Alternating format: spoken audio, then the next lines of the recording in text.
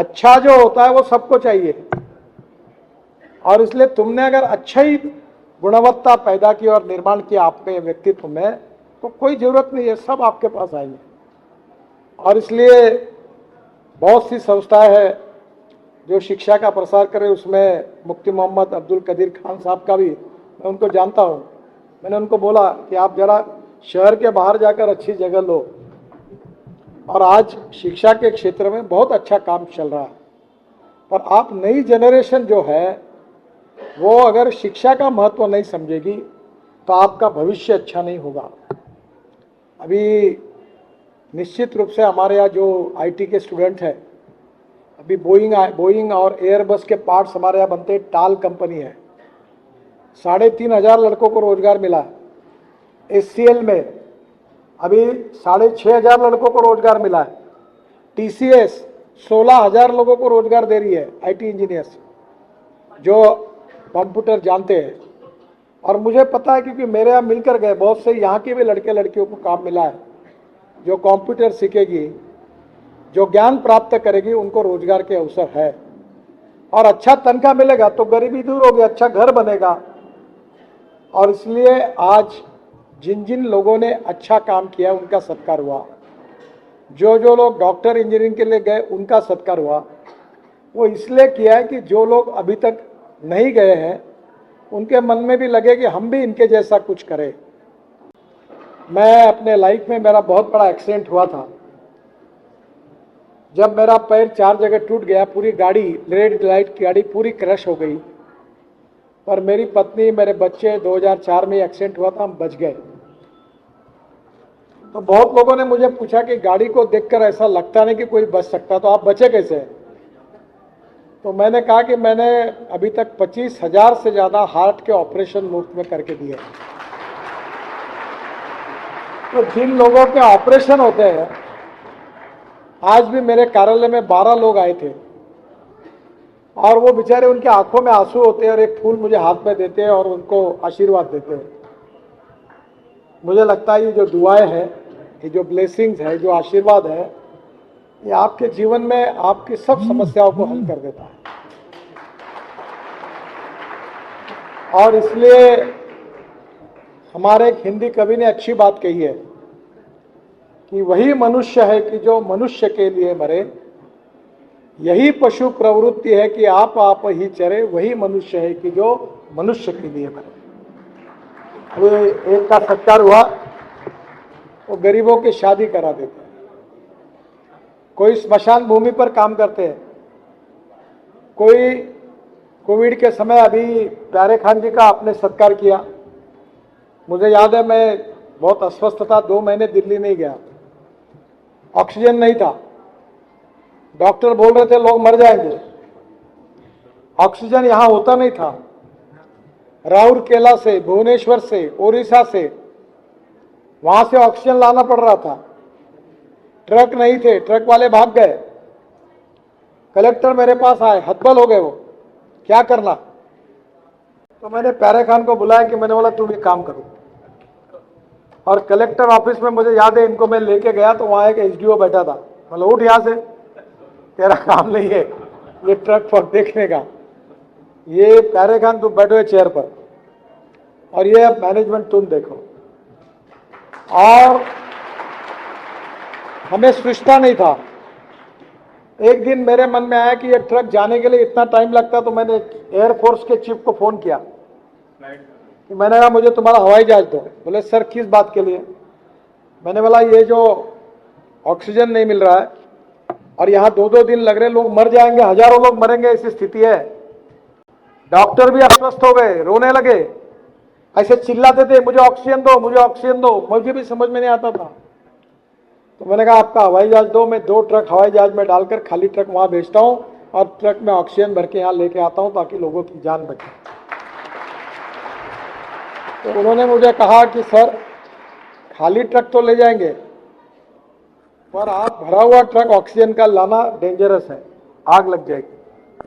बोला कोई बात नहीं, आप अभी फ्लाइट भेजो। बोले मैं कल भेजूंगा। बोला कल नहीं, अब भी 1 घंटे के अंदर पायलट को बैठा और बैठो, यार लोग मरेंगे तो मैं तुमको जिम्मेदार करूंगा। चीफ ऑफ द एयरफोर्स पर गर्म हो गया, बोले sorry sir, I will try my level best. और 3 घंटे में हवाई जहाज नागपुर एयरपोर्ट पर आया और हम खाली ट्रक हवाई जहाज में भरते थे और विशाखापट्टनम और भुवनेश्वर ट्रक जाते थे और फिर ऑक्सीजन भर के आते थे और मेडिकल मेयो सब जगह पर ऑक्सीजन भरते थे। और एक पारे खान रोज देखता था कहाँ है कहाँ नहीं है, कहाँ भरना है, सिलेंडर वाले को किसको देना, तो डीन इनको फोन करते थे और इसलिए ये संकट का समय था और इसलिए संकट के समय मानवता के आधार पर हमने सबकी मदद करना, यही सभी धर्म हमको सिखाते हैं, कोई इसमें अपवाद नहीं है। मैं तो बड़ा दबंग हूँ, मैं वोटिंग के लिए काम नहीं करता। मैं लोगों को बोल देता हूँ कि तुमको अच्छा लगे तो वोट दो, नहीं देना है तो मत दो, जो देगा उसका भी काम करूंगा और नहीं देगा उसका भी करूंगा। और अपने वोट के लिए मैं कुछ करता भी नहीं, मुझे करना भी नहीं। मैंने आज तक अपना पोस्टर भी नहीं लगाया, कटआउट भी लगाया, दूसरे का भी नहीं लगाता हूं। पर लोगों में एक बात है कि लोगों की सेवा करने वाला जो भी व्यक्ति होता है, लोग उसको आशीर्वाद देते हैं। जात पंथ धर्म भाषा सेक्स इसके ऊपर उठकर इंसानियत महत्वपूर्ण है। और मुझे बहुत खुशी है कि मुफ्ती मोहम्मद अब्दुल कादिर खान साहब काफ़ी एजुकेशन इंस्टीट्यूशन चलाते हैं। मैं आपको एक ही बात बताता हूँ, सबसे पहले अगर समाज का विकास करना है तो शिक्षा संस्था को बढ़ाइए, लड़के लड़कियों ने पढ़ना चाहिए। दूसरी बात, information technology and biotechnology is the future, knowledge is the power. जैसे मैंने कहा कि जो ज्ञानी होता है उसको जरूरत नहीं होती, मैं कभी सोच के भाषण नहीं करता, मेरे मन में आता वो बोलता हूं, मैं चिंता नहीं करता किसी की। आपको ताज्जुब लगेगा, YouTube मेरे भाषण रिले करते हैं और मुझे 2 से 3 लाख रुपए महीना YouTube से मिलता है। और कोई जब मुझे बोलता कि तुम्हारा भाषण मैंने सुना, मैंने बोला और सुनो बोले क्यों, बोले तू जितना सुनेगा उतना मुझे भी पैसा मिलेगा। मैं मजाक कर रहा हूं, दुनिया झुकती है, झुकाने वाला चाहिए। और इसलिए सेवा का भी काम शिक्षा क्षेत्र में और स्वास्थ्य के क्षेत्र में भी डॉक्टर का सत्कार किया।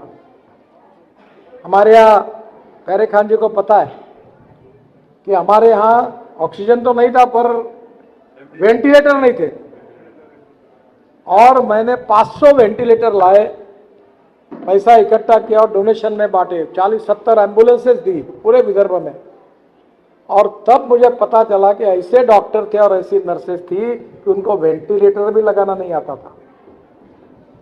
तो वो मैंने हमारे यहाँ टीवी पर कार्यक्रम कराया, ये वेंटिलेटर, ये सुई, ये ऐसी लगाना, ऐसी डालना, एक डॉक्टर ने पढ़ाया।